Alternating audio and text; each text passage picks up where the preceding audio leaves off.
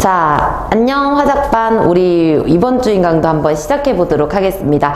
얘들아, 먼저 이거 들어가기 전에 쌤이 당부의 말 한 번만 더 좀 강조를 하면, 화작을 15분 정도 시간을 두고 풀으라고 했잖아. 그게 왜 그러냐면 실전 감각 때문이야. 우리 화작은 누가 보기에도 좀 쉬워. 그리고 또 따로 공부할 게 없을 것 같아 라고 얘기하는 친구들이 많은데 그게 사실은 맞습니다. 자, 그러면은 이렇게 쉽고 따로 공부가 필요 없는 화작은 무조건 빠른 시간 안에 정확하게 모두 맞춰야 되는 게 관건이잖아. 근데 이거를 세워라 내워라 하염없이 30분 40분 풀게 되면 사실 이거 인강을 보거나 너네들이 이 공부를 하는 의미가 조금 퇴색될 수는 있다는 거야. 그래서 조금 틀리는 개수가 많다 하더라도 그래도 시간 안에서 너네들이 인출하려고 그 집중력을 좀 끌어모았으면 좋겠습니다. 이거 1시간짜리 분량 아니야 얘들아. 그러니 혼자 개별적으로 풀 때는 반드시 15분 이내에 풀 수 있도록 꼭 그거는 쌤이 한 번 더 강조를 하고 들어갈게요.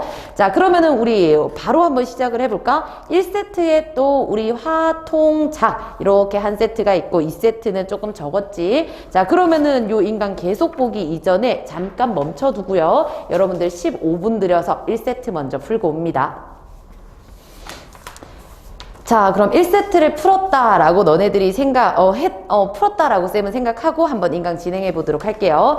자, 그러면은 우리 첫 번째 지문 페이지 51페이지로 갑니다. 먼저 지문에 필요한 부분들 밑줄 그으면서 갈 건데, 얘들아, 이것도 너네들이 지금 4회차잖아. 쌤이 생각하기에는 7회, 8회쯤으로 가게 되면 쌤이 막 이렇게 뭔가를 얘기해서 표시를 하는 게 아니라 푸는 도중에 너네들이 그 부분에 표시를 하고 있었으면 좋겠어. 쌤이 계속 패턴 얘기하면서 이거는 이렇게 해야 돼 라고 얘기하는 게 너네들한테 체화가 돼야 된다는 얘기야. 그래서 혹시나 이거 풀면서 체크를 한 친구들은 쌤의 체크랑 나랑 똑같다 라는 거 확인하면서 와주시면 좋을 것 같아요.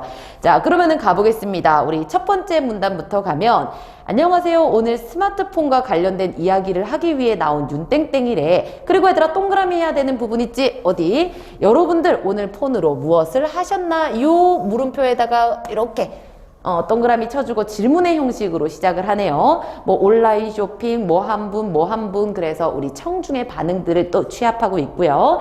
자, 그리고 나서 두 번째 문단으로 가면, 얘들아, 첫 번째 줄에 스마트폰은 일단 밑줄 그어 두시고요. 스마트폰은 뒤에 거 보면 우리의 삶을 보다 풍부하게 만들어 줄 뿐 아니라, 그러면은 아니라 옆에다 플러스 좀 해주시고 지금은 스마트폰의 긍정적인 기능을 가지고 얘기를 하고 있구나 생각하면서 가면 됩니다. 뿐만 아니라 산업성장, 사회변화 등등 긍정적이면 바로 나오죠. 자, 하지만 스마트폰에 대해서 이거 길게 네모 좀 쳐줄까? 부정적으로 평가하는 사람들, 글쓴이가 말한 것과 이제 반대 부분에 대해서 얘기하는 거니까 중요하겠죠. 자, 그들은 여기서부터는 묶어주세요. 마이너스라고 얘기하는 사람들의 주장입니다. 그들은 모든 것을 대신 기억해주는 기계 탓에 친한 친구의 전화번호도 외우지 못할 정도로 머리가 나빠졌다라고 얘기하고, 또 스마트폰으로 확산된 온라인 게임, 젊은 층이 열광하는 SNS는 인간관계를 훼손한다. 닫아주시고요. 요게 이 네모들이 말하는 주장입니다.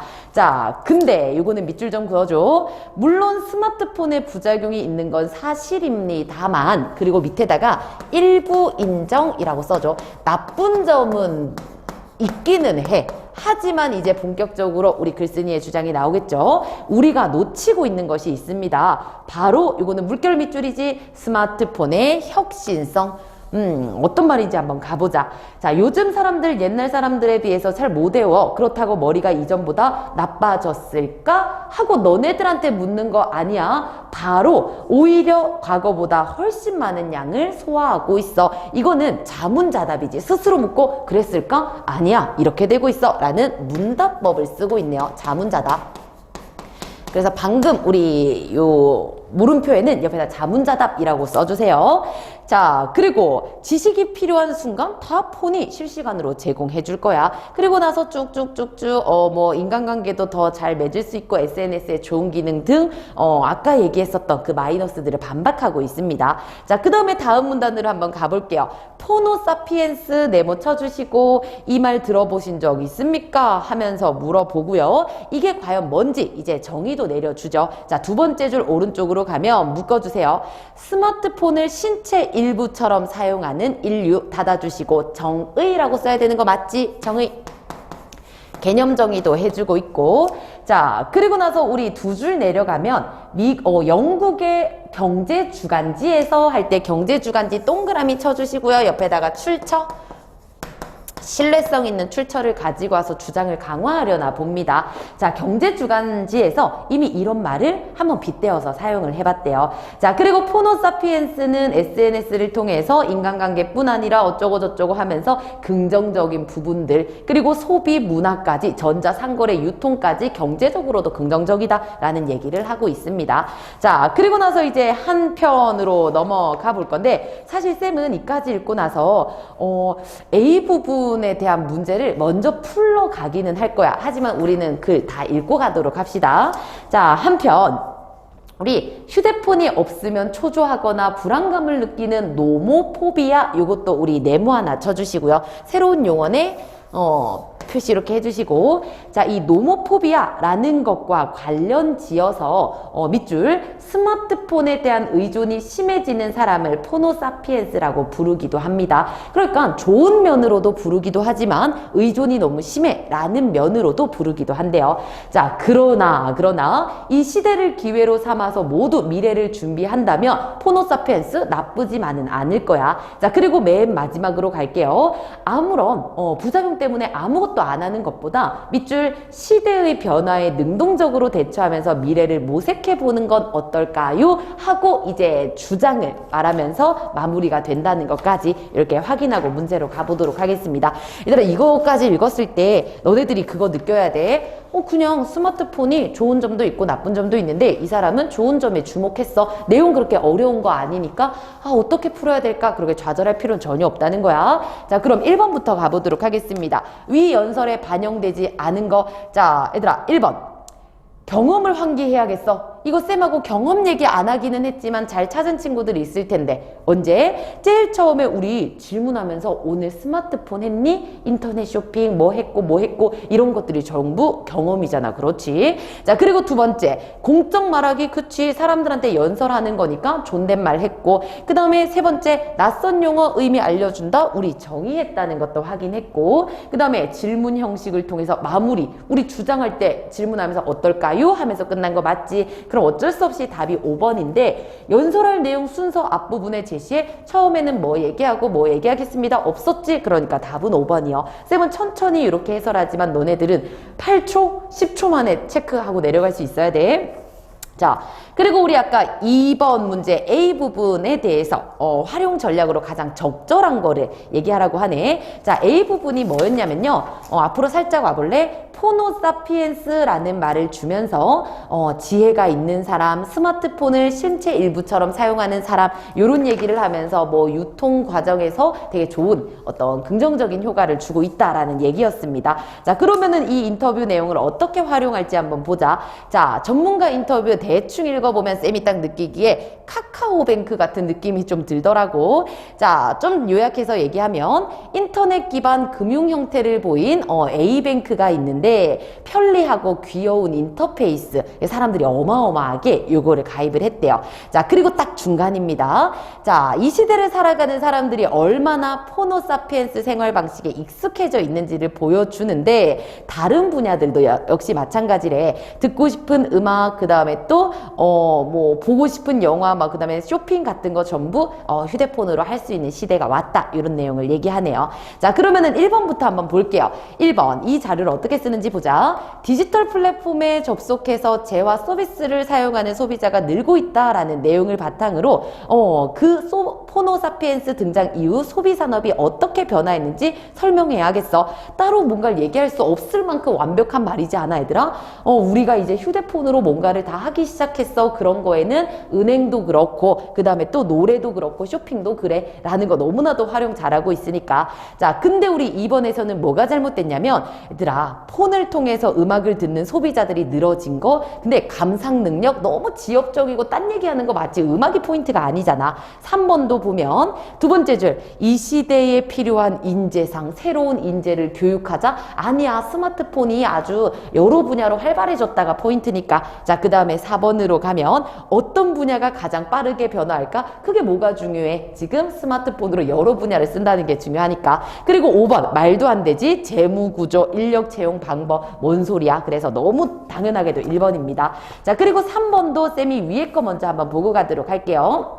학생 1을 보면 학생 1, 얼마 전 뉴스에서 이렇다고 들었어. 그리고 밑줄 그어야 되지? 실제로 나도 밑줄 긋고 뭐라고 쓸 거야? 경험이죠. 학생 1 자기의 경험을 듣고 경험을 통해. 자, 그 다음에 마지막. 이렇게 해서 훨씬 편리해. 옆에다 플러스 해주면 되지. 긍정적인 반응까지 보이고 있다는 거. 자, 학생 2도 가볼게요. 어머, 첫 줄에 동그라미 길게 칠 겁니다. 땡땡대 심리학과 교수님, 요거 동그라미 해주시고, 뭔가 전문가의 무언가를 봤나 봐. 그리고 온라인 강의를 들은 적이 있어. 그럼 있어 옆에다가 경험이라고도 써줘야 되지.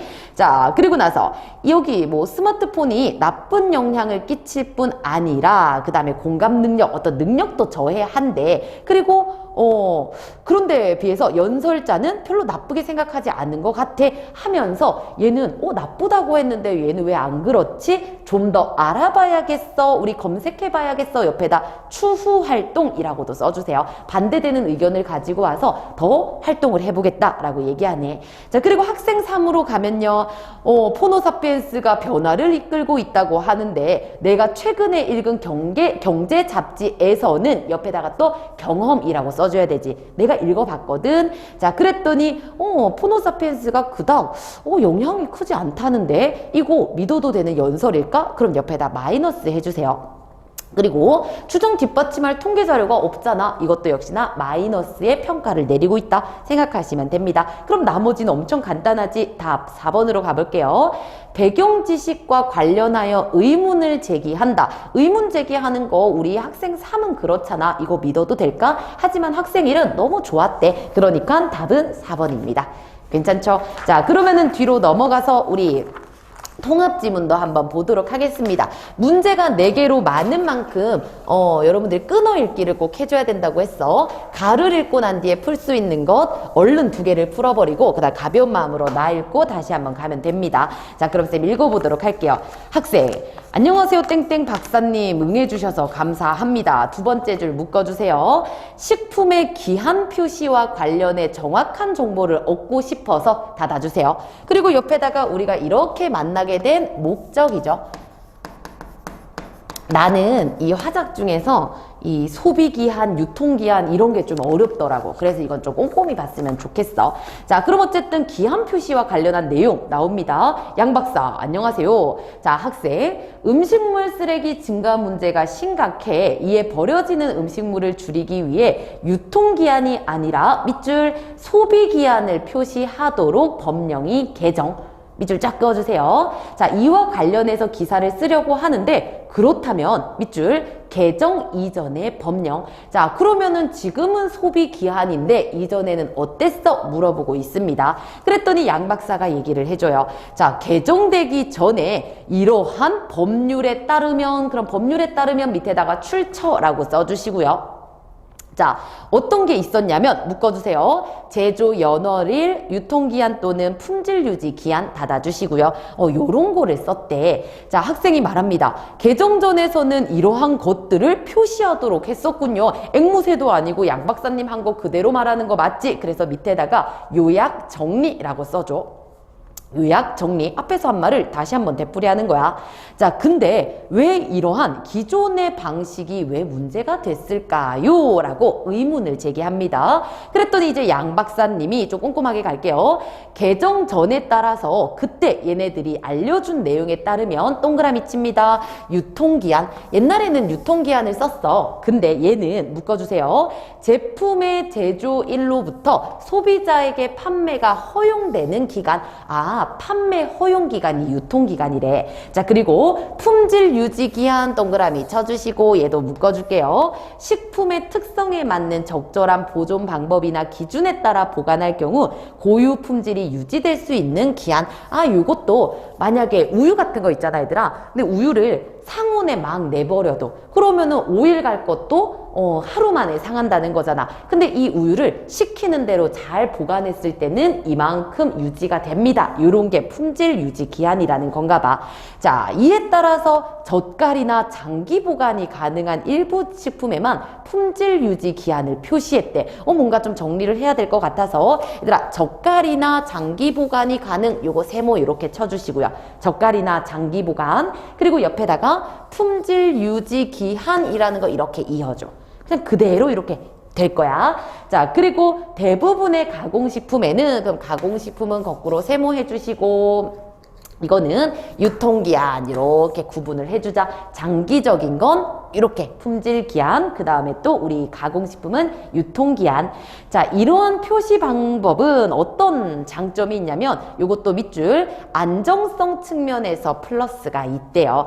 자, 근데 이를 정확하게 이해하지 못한 소비자들이 표시 기간을 섭취 가능 기한으로 오해해서 충분히 섭취 가능한 상태 식품도 표시된 기한이 지나면 폐기하기 때문에 밑줄 음식물 쓰레기가 늘어났다 옆에다 마이너스 해주시면 돼요. 그래서 기존의 것들을 이렇게 했더니 플러스의 안정성이라는 효과, 그 다음에 마이너스 너무 많이 버려 라는 부정적인 점 둘 다 얘기해주고 있어요. 자, 그랬더니 학생이 또 앵무새처럼 정리를 해줍니다. 식품에 표시된 기한에 대한 오해가 문제가 되었다는 말씀이시지요? 라고 옆에다 정리라고 다시 한번 얘기해주시고 써주시고, 근데 제 생각에는 소비자들도 정보에 대한 접근성이 높아져서 밑줄 유통기한의 개념을 정확하게 인지하고 있는 경우 밑줄 일단은 그어두세요. 자, 많아진 것 같아. 그래서 기존처럼 유통기한 표시해도 문제 없을 것 같은데 그렇지 않나요? 쌤도 이거 뭐 그냥 페이스북 같은 거 이렇게 올려다 보면은 유통기한이 음식을 먹는 기간이 아니다 라고 몇 개 막 올라온 글을 본 적이 있어서 그치, 유통기한이 지나도 먹을 수는 있구나 라는 걸 얼핏 알기는 했었어. 그런 얘기를 하는 것 같아. 자, 그랬더니 양 박사님이 기존 식품 정보에 대한 이해도가 높아지고 있는 건 맞습니다. 그럼 밑에다 동의라고 써주시고, 동의. 하지만 소비자가 유통기한의 개념에 대해 정확하게 인지하고 있는 경우라도 밑줄 해당 식품을 언제까지 안전하게 섭취할 수 있는지에 대한 정보가 부족하다는데 문제가 있습니다. 핵심을 정말 잘 찝어준다. 그치? 쌤도 집에서 우유 유통기한이면 한 1리터 더 먹어도 되나? 라고 생각하는 거지. 정확하게 1시간 48분 더 먹을 수 있겠군. 이런 거는 모르는 거잖아. 자, 그리고 그래서 오히려 유통기한을 섭취 가능 기한으로 인지하고 있는 소비자들보다 그치, 탈날 수도 있으니까 위험에 처할 가능성이 높아진대. 그랬더니 학생, 정확한 정보 없이 식품을 오래 두고 섭취해 안전상의 문제가 발생할 수 있다는 말씀이네요. 듣고 보니 그럴 수 있겠네요. 그럼 소비기한 우리 동그라미 쳐주시고요. 자, 우리 법령이 바뀌어서 이제 소비기한을 두기로 했었거든. 그래서 소비기한에 대한 내용을 묻습니다. 자, 양 박사님이 말해요. 자, 소비기한은 묶어주세요. 식품에 표시된 보관 방법을 준수할 경우 섭취하여도 안전에 이상이 없는 기한을 말합니다. 닫아주시고 정의라고 써주세요. 아까도 나왔던 방식이야. 이거는 이런 걸 뜻한다. 정의. 자, 그리고 길게 네모쳐야 되지. 한국소비자원의 연구자료하고 옆에다가 출처 써야 되는 거 맞죠? 또 신뢰성을 줍니다. 자, 이곳에 따르면 적합한 보관 방법을 따르잖아. 예를 들어 식빵 같은 건 20일, 겉면은 50일 요런데 문제점이 확인되지 않았대. 자, 그래서 소비기한을 표시하면 이까지 밑줄 긋고 얘들아 뒤에 나오는 말 너네들 생각할 수 있다? 이렇게 문제가 없었어. 그러니 소비기한만 잘 따르잖아? 그러면 긍정적일 것이야 라고 기대 효과를 말하는 거지. 앞으로 좋을 것이다 를 얘기하는 거. 됐죠? 그 뒤에 보면 정확한 정보 얻을 수 있고 음식물 쓰레기도 줄어들 수 있어요. 장점을 얘기하죠. 어머, 되게 말을 많이 했네. 좀 더 가볼게요. 저도 유통기한이 조금 지난 과자를 버려야 하나 고민했던 적이 있었는데 얘들아 뭐라 쓸 거야? 경험이라고 써줘. 그렇지. 막상 먹어보니까 별 문제가 없었어요. 소비기한을 표시하게 되면은 정말 기간이 늘어나겠네요. 그럼 밑줄 소비기한을 표시하게 되었을 때 문제점은 없나요? 되게 균형 있는 시각으로 봅니다. 자, 그랬더니 양 박사님이 소비기한은 밑줄 유통과 보관 과정의 유동성이 고려되지 않는다는 점 밑줄 이게 단점이기는 하대요. 무슨 말인지 예시를 통해 줍니다.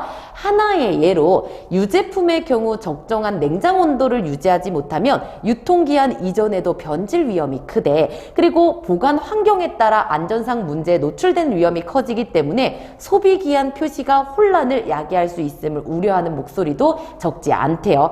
자, 그러면 얘들아 이게 우리가 잘 보관했을 때는 오래 먹을 수 있지만 잘 보관이 안 되는 그 환경에 문제가 생길 수 있다라는 걸 지적을 해줍니다. 자, 그랬더니 이제 학생이 말해요. 소비기한을 표시하게 돼도 문제점이 있다는 말씀이시네요. 또 앵무새 마냥 정리해줬지. 자, 그리고 해외에서도 이까지만 밑줄 그어줘. 해외. 자, 해외는 어떨까 보니까 양 박사님이 말해요.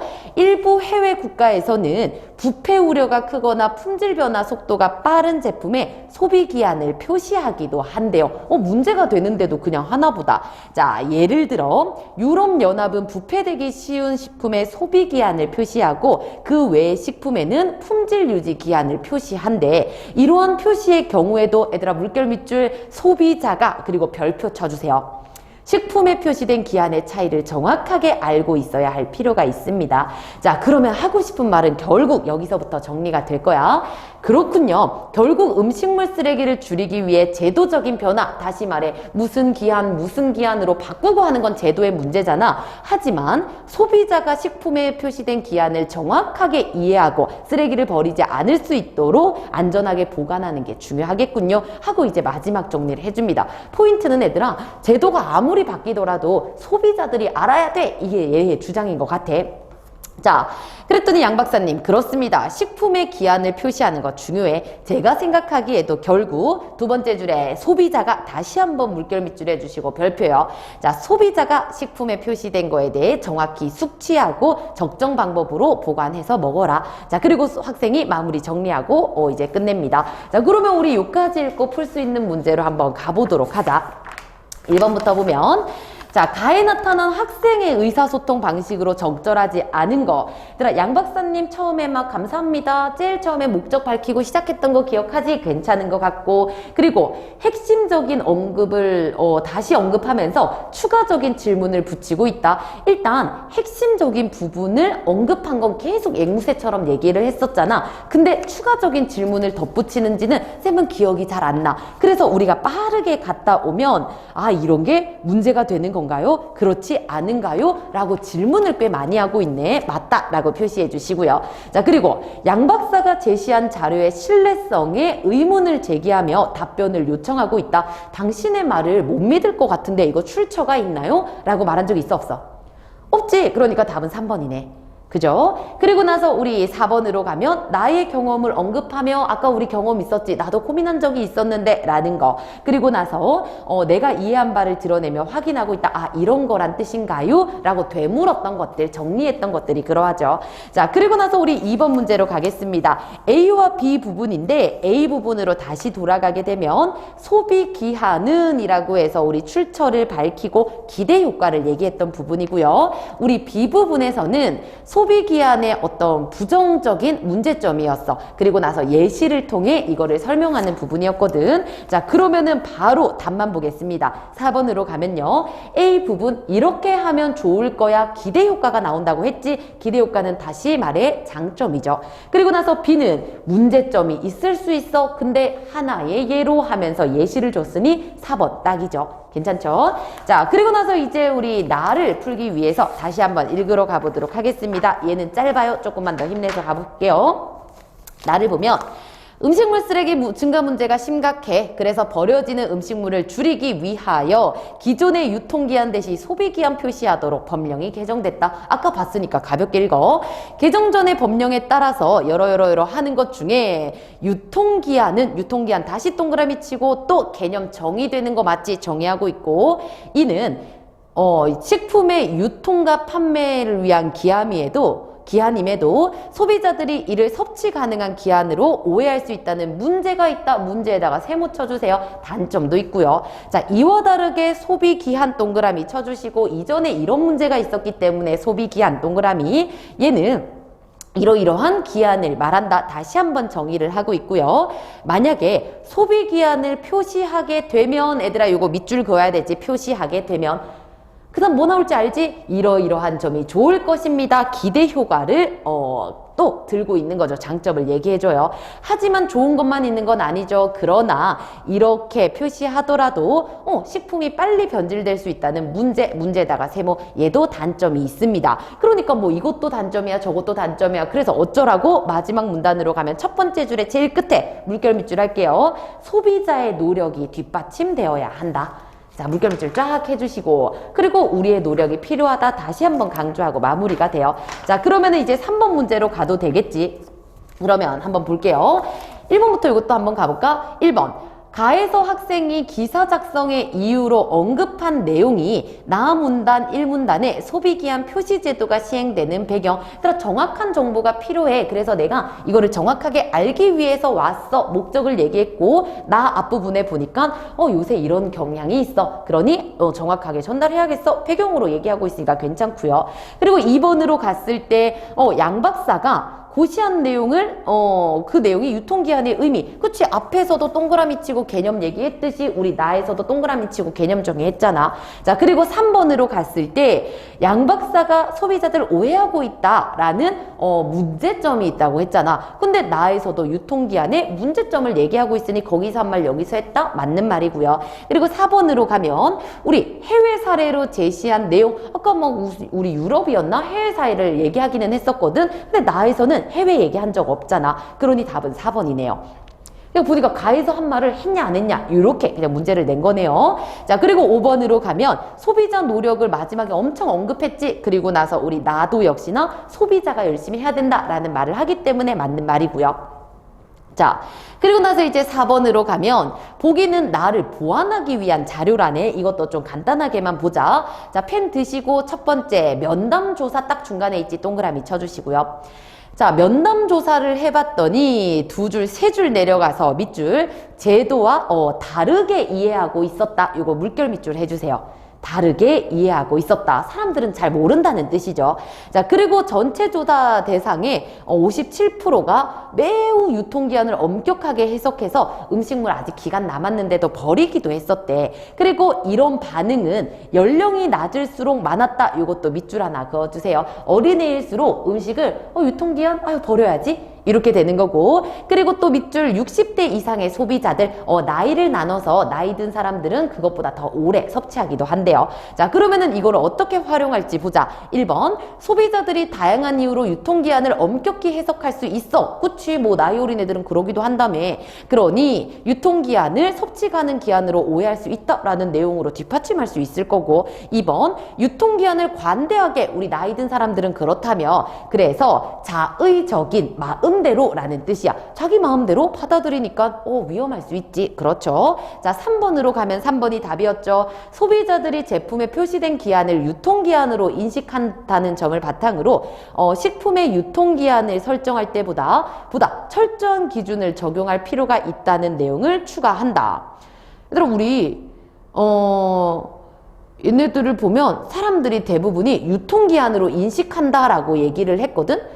그러니 얘들아, 이게 무슨 뜻이냐면 사람들은 모든 기한을 소비 기한일 수도 있고 품질 유지 기한일 수도 있는데 다 유통기한으로 생각을 한대.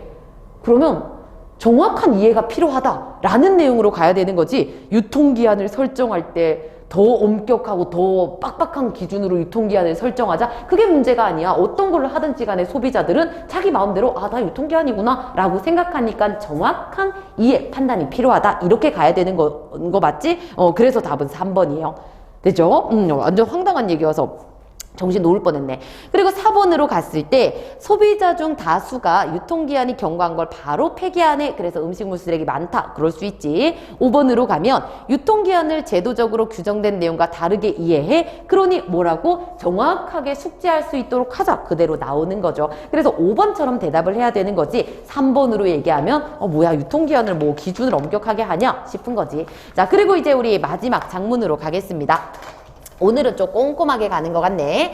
자, 4번 우리 마지막 4번이 아니죠? 이제 장문으로 가게 되면은 읽어보도록 할게요. 이것도 그냥 바로 훑어보면서 가자. 자, 장문 상황을 보니까 일상생활 문제 현상에 대해 조사한 걸 보고서를 쓸 거래. 자, 제목을 보면 학교 인근에서 판매되는 펀슈머 제품 유형 그리고 인지 여부를 조사할 거래. 펀슈머가 뭐지? 자, 서론으로 갔더니 펀슈머란 옆에다가 정의라고 써줘. 정의. 자, 뭔지부터 설명해 줍니다. 재미와 소비자를 결합한 말이야. 그리고 물건 구매하고 소비하는 과정에서 어쩌고저쩌고 하니까 요새 되게 딱풀인데 사탕, 그 다음에 막 바둑알 모양 초콜릿 해가지고 원래의 사물이 있는데 그거를 본딴 음식들이 나오고 있다, 이런 얘기를 하는 거네. 자, 근데 우리 5번째 줄에 밑줄이죠. 안전사고를 유발할 위험이 있어. 밑줄 그어주시고 문제 제기라고 써주세요.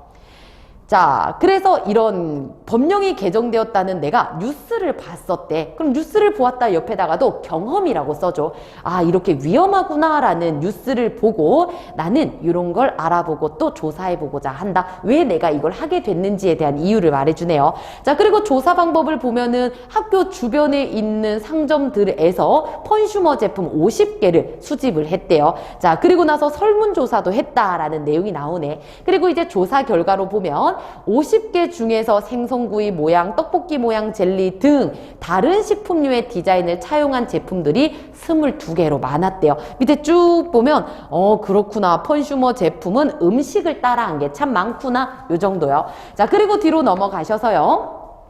이거에 대한 학생 설문조사를 했대. 자, 이 제품을 본 적 있냐라고 했을 때 7.28은 본 적이 있어. 그리고 용도를 알고 있냐라고 했을 때 평균 5.35개 제품을 알고 있다라고 얘기를 했대요. 자, 그러면은 정확한 용도가 뭐냐라고 했더니 얘들아, 정확하게 인지한 수가 결론적으로 많아 적어. 굉장히 적다라고 봐야 되는 거 맞지? 그러니까 이게 뭐지? 라고 생각하는 애들이 많다는 거야. 자, 결론으로 가면 밑에서 3번째 줄 제일 끝으로 갈게요. 제품의 용도를 정확하게 인지하지 못하면 제품을 원래 용도가 아닌 다른 용도로 사용할 수 있게 되므로 안전사고가 발생할 위험이 있다. 이까지 밑줄 쫙 그어주세요. 다시 말해 위험하다라는 뜻이죠. 되겠죠? 자, 그러면은 요거 가지고 문제 한번 풀러 가겠습니다. 일단 1번으로 가세요. 1번.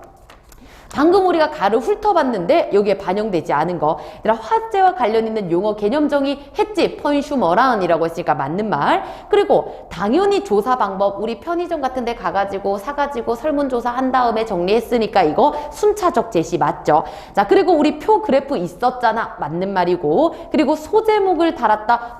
쌤 기억. 서론 하면서 그 위에 목적 이런 거 있었지? 그러니까 맞는 말이고요. 그리고 나서 요약해서 결론을 제시하면서 이러이러한 느낌을 받았어. 근데 우리가 읽었었던 거 밑줄 쫙 끈 거 보면은 안전사고가 발생할 위험이 있다라고 객관적으로 탁 마무리를 했으니까 나의 소감 같은 거 없죠? 답은 5번이네요.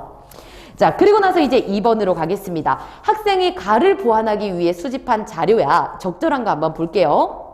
일단 읽어보면 색다른 디자인 제품을 소비하여 재미를 추구하는 것은 되게 긍정적으로 볼 수 있대. 긍정적 밑줄 긋고 펀슈머 제품이 긍정적일 수 있어. 하지만 즐거움만을 소비하는 우리가 밑줄 안전을 위험할 수도 있다는 점, 마이너스도 있다는 거야. 플러스도 있지만 마이너스도 있다. 소비자들은 안전사고 예방하기 위해서 이런 경고나 주의 문구들을 확인해서 그 용도를 정확하게 인지해야 돼. 특히나 어린아이나 나이 든 사람이 있는 가정에서 잘못 인지할 가능성이 있어. 그러니 그런 구입은 지양, 멀리 하고요. 그 다음에 구입하더라도 손에 닿지 않게 보관하자. 방법까지도 구체적으로 얘기해주네요. 자, 그러면은 이거 어떻게 써먹을지 보자. 자, 1-1. 재미를 추구하는 소비자의 성향이 경제에 미치는 영향. 근데 일단 1-1이 이거를 내가 왜 조사하게 됐고 그리고 나서 왜 필요한지를 얘기한 부분이잖아. 근데 경제에 미치는 게 뭐가 중요해? 지금 안전 위협될 수 있다는데. 그지? 그리고 2번으로 가면 자, 영유아나 고령층이 있는 가정에서 소비하는 제품의 예시. 얘들아, 2-1은 뭐냐면 어떤 펀슈머 제품의 유형들을 사람들이 이렇게 판매를 하고 있느냐를 봤을 때 왜 영유아나 고령층으로 해? 요거는 우리 학교 학생들을 대상으로 하는 건데, 그치? 요거는 상관없는 거죠. 자, 그리고 나서 2-2의 가를 보면 쌤이 이렇게 한번 볼게요. 2-2 2의 가를 보면 제품에 대한 인식조사가 나와 있는 부분이거든. 여기서 주의 경고 문구를 확인하는 방법. 얘들아 이거 너네들 어떻게 생각하고 있어? 를 묻는데 방법을 알려주면 어떡하니? 그리고 나서 2-2의 나를 보면 2-2의 나를 보니까 사람들이 정확하게 알지 못하는 상황을 얘기했어. 그럼 무슨 문제가 생겨? 위험하다고. 근데 거기다가 긍정적인 측면을 강조하면 어떡해? 그러니 답은 어쩔 수 없이 5번이네요. 자, 3회 컨슈머 제품과 관련해서 주의사항을 추가한다. 마무리 결론 내면서 위험해로 끝내지 말고 그러니 우리 주의해야 한다. 이러한 것들을 위해서 예방하려면 이렇게 해야 된다. 추가 정보 주면 조금 더 알찰 수는 있겠다. 그죠? 자, 그러면 우리 마지막으로 나도 한번 가보도록 할게요. 나 빠르게 읽어보겠습니다. 다시 앞으로 오세요. 몇 달 전 작문과제 주제를 고민하던 중 뉴스를 보고 경험 다시 한번 얘기하는 거지. 자, 보고서 작성해야지 생각했대요. 그리고 유형을 조사했고요. 찾아보니까 생선구이, 과자, 젤리 여러 가지 걸 수집했고 재밌는 제품이다 라고 생각했대요. 그리고 설문조사 결과 우리 설문조사 동그라미 쳐보고 학생들은 생각보다 정확하게 인지하지 못했대. 그리고 밑줄 나는 이 결과를 보고 무척 놀랐다. 아까는 없었던 소감들이 나와요. 제품의 용도를 잘못 인식해서 위험할 수도 있겠다라고 생각을 했답니다. 뒤로 오세요. 자, 그리고 내가 스스로 컨슈머라고 자부하면서 더 파격적인 걸 기대했던 내가 부끄러워졌어. 성찰도 하고 있습니다. 자, 다행히 법령이 개정되어서 오인할 수 있는 표시, 광고, 식품으로 사용될 수 있는 화장품 판매 금지됐대요. 너무 좋네요. 자, 이에 따라서 위험이 큰 제품 출시는 감소하겠지만 우리들도 오인하지 않도록 주의하자라고 얘기하고 당부하면서 끝납니다. 자, 그럼 3번으로 갈게요. 가원화를 비교하여 이해한 내용으로 가장 적절한 거. 얘들아 이건 답만 한번 가보도록 할게요. 자, 4번입니다. 경험을 바탕으로 성찰한 내용을 드러내는 건 나였죠. 가는 객관적인 내용들을 쭉 써내려 갔다면 나는 좀 일기 같은 느낌이 있는 거죠. 되겠죠? 자, 그래서 4번으로 내려가겠습니다. 자, 학생이 가를 바탕으로 나를 작성하며 떠올린 생각이야. 나에 반영되지 않은 거. 얘들아 나머지는 다 괜찮은데 일단 1번 봐. 우리 나의 경험이 뭐였어? 뉴스를 봤다. 이런 것도 나의 경험이야. 근데 이런 패턴을 찾아내지 않는다면 너네들 돌아가서 시간 낭비 많이 할 거니까 쌤이랑 하는 이런 거 찾는 과정들을 그냥 뭐 당연한 소리에 라고 생각하지 마세요. 절대. 그리고 우리 3번으로 가면 답은 3번이었습니다. 2-1에서 제품 유형을 분류한 기준과 관련해서 그 유형들을 서로 비교해야겠다. 얘들아 뭐 이게 예를 들어 식품 모양의 젤리든 아니 의약품 모양의 젤리든 이거를 비교한 부분이 없었으니까 답은 3번이다 이렇게 생각하시면 되는 거예요. 자, 간단하죠? 자, 그러면 우리 1세트는 좀 길었지만 이렇게 마무리하고 이제 2세트도 너네들이 풀어볼 건데 이거는 15분까지는 안 걸려. 우리가 아주 적은 양만 다루고 있기 때문에 쌤 생각에는 한 6분 7분만으로도 충분합니다. 그럼 이거 잠깐만 끊어놓고 너네들 2세트도 한번 얼른 후딱 풀고 돌아오세요. 자, 그러면 2세트도 괜찮았다 싶으면 쌤하고 계속 가보도록 하겠습니다. 바로 읽어보도록 할게요. 자, 학생과 교사의 면담입니다. 읽겠습니다. 안녕하세요 선생님, 땡땡입니다. 교지 특집 기사로 밑줄 국악감상에 대한 기사를 준비. 이거 목적이죠? 선생님을 찾아온 목적이에요. 목적 써주시고. 자, 30분 동안 잘 부탁드려요. 음악교사? 그래, 기다리고 있었다. 학생, 최근 국악을 활용한 영상이 학생들 사이에서 인기를 끌고 있습니다. 이거 이번 주 처음 나오는 거네. 요즘 인기를 끌고 있어요. 요거는 현황 혹은 그러한 배경이라는 패턴으로 바꿔줄 수 있죠. 그죠?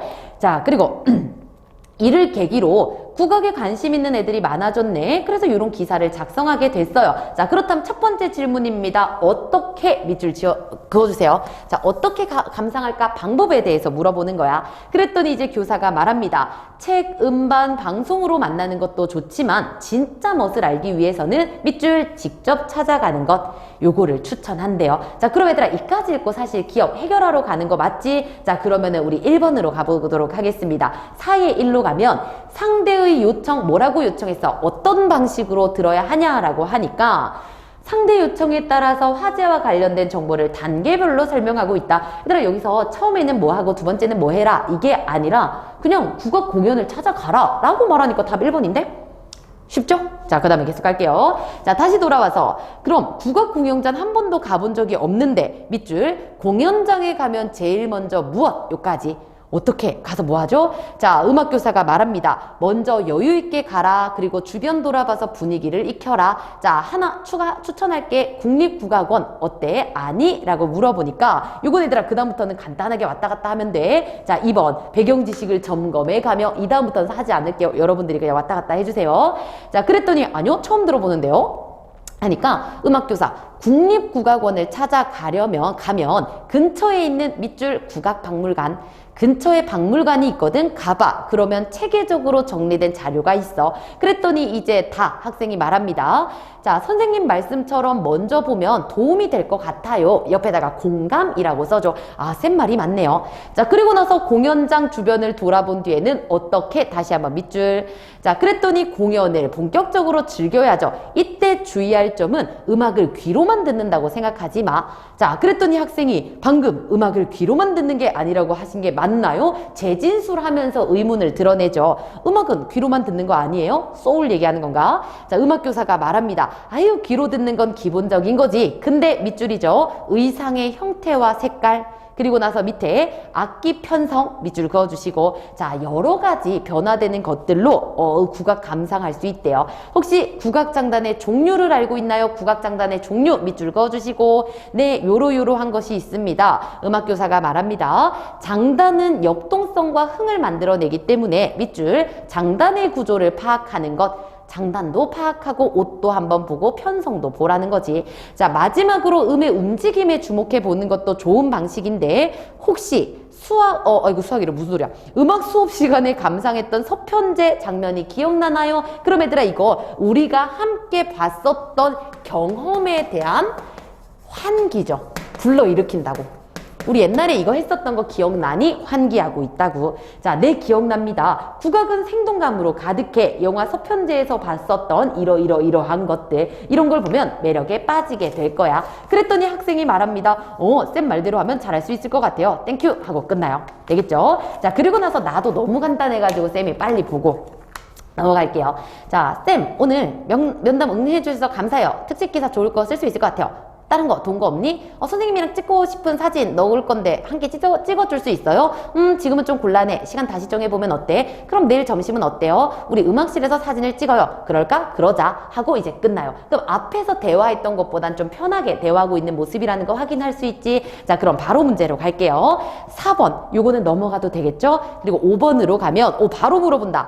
가와 나의 비교한 내용으로 적절한 것은 얘들아 1번으로 가시면요. 가는 좀 딱딱했지 공적이다 라고 얘기해. 나는 친밀하잖아. 왜? 사적인 거니까. 답은 1번이네요. 자, 그리고 나머지도 얘들아 경어. 2번의 경어는 우리 경어체 할 때 그 경어야. 존댓말 쓰는 거. 우리 가가 좀 두드러졌었죠. 되죠? 이렇게 확인하고 가시면 됩니다. 나머지도 엄청 간단하네. 자, 그리고 나서 이제 6번으로 가보면 나의 학생의 발화에 대한 설명으로 가장 적절한 거를 물어보고 있네. 자, 이것도 보시면요. 자신의 제안에 대한 1번이야. 자신의 제안에 대한 긍정적인 반응을 본 후에 구체적인 의견을 덧붙이고 있다. 내 제안이 뭐였지? 쌤, 사진 찍어줄 수 있어요? 했더니 선생님이 오케이. 근데 지금은 안 되니까 내일 이렇게 간 거잖아. 그러니까 답은 1번이고요. 그죠? 나머지는 너무 맞는 게 없는데? 3번 정도만 헷갈려야겠지? 자신이 요청한 곳에 대해서 오케이 사진 찍을게 라고 했는데 세부 내용은 내가 정했잖아. 되겠죠? 자, 그러면 우리 뒤로 넘어가서 마지막 지문입니다. 국토대장정과 관련한 소감문이라고 하네. 이거 쭉 읽고 마지막까지 한번 달려볼게. 조금만 더 힘내줘.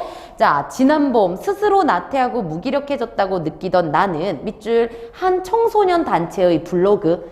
자, 이게 계기가 되는 거지. 옆에 계기 써주세요. 자, 여기서 국토대장정 안내문을 봤어. 안내된 코스 동그라미 쳐주시고 여기는 강원도 인제부터 속초 시내까지 100km를 걸어서 이동하는 거래. 나는 별로 관심도 없었고 체력도 막 좋은 건 아니었지만 홀린 듯이 신청서를 작성했대요. 자, 근데 그 이후에 바로 밑에 밑줄 후회가 되기도 했고 그리고 또 실감도 나지 않았다. 밑줄 그어주세요. 나의 소감을 그냥 솔직하게 얘기하고 있고요. 자, 그리고 시험 치르고 난 뒤에 방학에 바로 떠나게 됐대요. 자, 첫날 동그라미 쳐주시고 첫날은 래프팅을 했답니다. 그 다음에 이튿날 동그라미 쳐주시고 걷기 코스가 됐대요. 근데 가장 큰 문제가 뭐야? 더위였다. 물결 밑줄 해주세요. 그리고 또 바로 이어지면 불타는 듯이 내리쬐는 태양열, 불타는 듯이 밑에다가 비유라고 써주시고 고통을 좀 비유적으로 드러내는 거지. 자, 그리고 하루에 20km가 넘는 거리를 막 다녔대. 그리고 또 배낭은 걸을수록 너무 무거웠어. 더위에 지친 친구는 아, 물이 얼마나 소중한지 이제야 알겠다라고 말했지. 그럼 알겠다라고 옆에다가 인용이라고 써주세요. 인용. 자, 고통을 생생하게 드러내는 거지. 자, 그리고 어느 날 하루는 트럭 기사 아저씨가 오이 한 상자를 주고 갔대. 평소였다면 안 먹는데 너무나도 큰 감동과 위안으로 먹을 수 있었대요. 자, 그리고 이거에 대한 깨달음은 밑줄 긋자. 문득 내가 그동안 당연하게 내 거라고 여겼던 것들이 참 소중하다는 것을 느꼈고 매사에 감사하며 살아가야겠다라는 생각을 했다. 밑줄 쫙 그어주세요. 자, 그리고 나서 아까는 더위가 문제였는데 비가 오는 날 물결 밑줄 해주시고, 자, 이때도 시련이었대요. 너무 축축하고요. 물집이 잡히는 것 같고요. 그치만 친구 배낭을 들어주고 고통도 나누면 함께 할 수 있다고 생각했대. 그래서 깨달음에다가 또 밑줄 긋겠습니다. 타인과 더불어, 마지막 줄, 타인과 더불어 살아가는 것이 시련이 닥쳤을 때 극복할 수 힘을 준다는 것을 몸소 느꼈다. 됐죠? 자, 일정은 생각보다 금방 끝났어. 우리는 헤어지게 아쉬워하는 사이가 됐대. 자, 빨리 가려면 혼자 가고 멀리 가려면 함께 가라 라는 명언을 또 인용하는 거지. 인용이라고 써주시고, 자, 그리고 묶어주세요. 삶에서 내가 꿈꾸는 것을 이루기 위해 항상 남들과 경쟁해야 한다고만 생각했는데 다시 닫아주시고 옆에다가 기존인식이라고 써주세요. 기존인식. 자, 처음에는 그랬는데 국토대장정에 참가하면서 인생은 혼자 살아가는 것이 아니라 밑줄 서로 힘을 합쳐 나아가는 것임을 알게 되었다. 옆에다가 깨달음. 자, 시간의 변화에 따라 깨달음을 얻어갔습니다. 자, 그리고 나서 어쩌고 저쩌고 맨 마지막으로 가면 너네들도 한번 참가해보는 게 어떨까? 질문의 방식으로 권유하면서 끝나는 거 맞죠? 자, 그러면 이제 문제 정리해 보도록 하겠습니다. 5번으로 가면요. 답만 갈게요. 자, 4번. 이전에 체험했던 코스 얘 처음 가는 거잖아. 그러니까 그거랑 비교할 수가 없지. 답 4번이고요. 자, 그리고 나서 6번. 조금 열받았어, 6번. 왜냐면 하나하나 막 이렇게 비교하면서 갔었거든. 자, 일단 답은 1번이야. 왜냐, 우리 A 부분을 진짜 쌤이 하는 것처럼 이렇게 왔다 갔다 하면서 봤어야 됐거든. 근데 쌤이 열받았던 건 뭐냐면 1번은 금방 찾았어. 뭐 따로 뭐 통일성이 없었던 게 없었으니까. 근데 4번 있지 얘들아, 4번하고 2번 이런 것들을 못 찾는 거야. 내가 이거 어디 있는 거야 하는데 4번은 그래도 뭐 이게 하나하나 보면서 이게 세 번째 줄이지. 보기에서 세 번째 줄. 자, 보면 고통도 함께 나누면 이겨낼 수 있다는 사실을 깨달았으며 함께 더불어 살아가는 이렇게 나와 있거든. 근데 이 부분을 앞으로 가면 자, 깨달았다. 그리고라는 연결 표현이 들어가 있더라고. 이런 거를 하나하나 보기가 못 찾았어. 그리고 진짜 레전드는 2번 있지 얘들아. 중복된 단어를 사용한 부분이 이때 삭제를 했대요. 근데 이거는 어디냐면 두 번째 줄에 고단하고 힘이 든다. 이거 똑같은 말이잖아. 근데 우리 앞으로 가니까 하지만 힘이 들어 라고 해서 고단하고를 뺐더라고. 그러니까 1번 찾기가 어려운 건 아닌데 나머지를 확인하는데 시간 좀 끌어서 좀 짜증났던 지문이라고 생각해 주시면 돼요. 자, 그러면은 오늘의 화작도 이렇게 마무리를 해 보도록 하고요. 여러분들 열심히 해가는 것 같습니다. 화작이 7, 8회쯤 되면은 여러분들이 스스로 이 패턴들을 찾을 수 있어야 한다는 거 반드시 명시 좀 해주시고, 그리고 화작이 쌤은 독서의 아주 기본 단계라고 생각해. 그러니 독서가 많이 어렵더라도 이걸 통해서 집중하면서 글을 읽다 보면은 독서도 조금씩 집중해서 읽을 수 있는 범위들이 하면서 조금 더 넓어질 수 있다고 쌤은 생각을 합니다. 자, 그러면 오늘도 고생 참 많으셨어요. 오늘 읽는 여기까지 하도록 하겠습니다. 수고했어.